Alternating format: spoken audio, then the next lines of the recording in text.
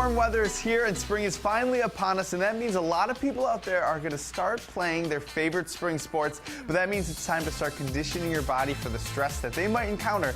Today we're at the BAC with Jill Nolan. Now Jill, tell me a little bit about what we're going to be doing today.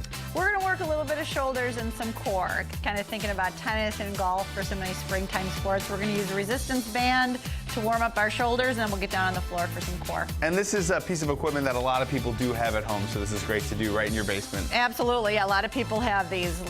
Different tensions, different colors mean different tensions. You can get a lot of upper body done with that. All right, so let's see the first exercise that we're going to be working on today. Okay, so we're going to use the band. We're just going to, you can wrap it around anything you have at home if you're doing this at home. Something stable, I would assume. Something that's not going to tip over when you pull on it.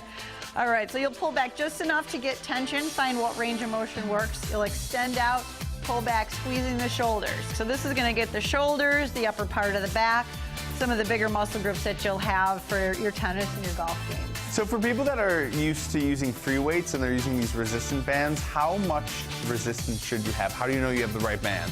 When you get to the back of the range of motion, to the hardest point, you should feel a good amount of tension. It should be the same thing as you do with free weights. 3 sets, 15 reps, you should be tired out. All right, let's move on to the next exercise. Okay. All right, so next one we're going to get down on the floor for some core. Okay, so obliques, another focus point for tennis and golf. So we're going to lean back just a bit. We'll put our hands in front and just start with a core twist, just to warm up the back, the abs, and then the side of the core. And you know, this might not be a stretch per se, but will this be a good warm-up exercise before you maybe start running or getting a little bit more active than you typically are in the winter? Absolutely, absolutely. You always want to make sure you have nice warm muscles before you start any activity. All right, so what's up after this? Okay, so let's bring it all the way down to the ground. We'll come down nice and flat. Hands behind our heads, hands behind the head. We're just going to come up and twist, elbow to knee.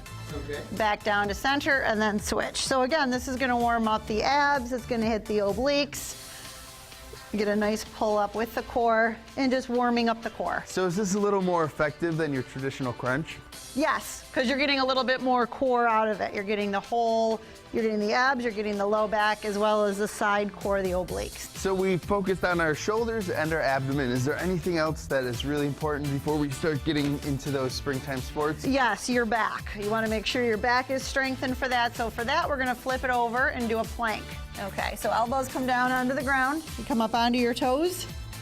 Back is nice and long, and abs are pulled in. So again, just warming up the core. And how long should we be able to hold a plank?